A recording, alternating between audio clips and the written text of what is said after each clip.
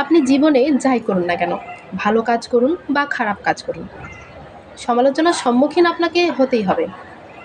আমি আমার নিজের কথাই যদি বলি, আমি ভক্তি জীবনে আসার অনেক আগে থেকেই আমার ফ্যামিলিতে তারা ভক্তি জীবনে ছিল, বাবা মা।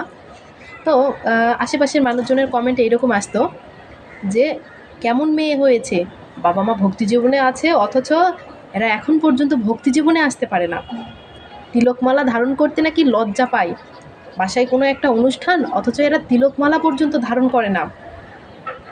অথচ আজ যখন ভক্তি জীবনে এসেছি, গোবিন্দের নাম করছি, তিনবেলা প্রসাদ পাচ্ছি, তিলকমালার অলংকার ধারণ করে আছি, সে সময় মানুষের বক্তব্য এখন এসেছে এরকম যে 2 দিনের বৈরাগী সেজে তিলকমালা আবার ধারণ করছে, তিলকমালা পরে নাকি আবার বাইরে যেতে হবে, এগুলো সব লোক দেখানো।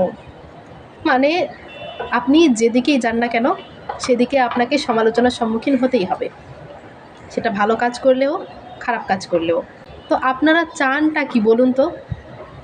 আমি ভক্তি জীবনে যখন ছিলাম না সে সময়ও আপনাদের প্রবলেম ছিল, আর আজ যখন ভক্তি জীবনে এসেছি সে সময়ও আপনাদের প্রবলেম।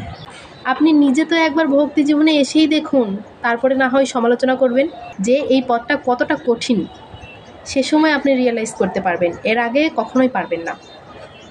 বাইরে থেকে সমালোচনা করাই যায়, কিন্তু নিজে আগে আপনি সেই জিনিসটা পালন করে দেখুন, সেই তিলকমালার অলংকার ধারণ করে বাইরে গিয়ে দেখান প্রতিদিনের জন্য, প্রতিদিন আপনি প্রসাদ পেয়ে দেখান, তারপর না হয় সমালোচনাটা করতে আসবেন, এর আগে নয়। হরে কৃষ্ণ।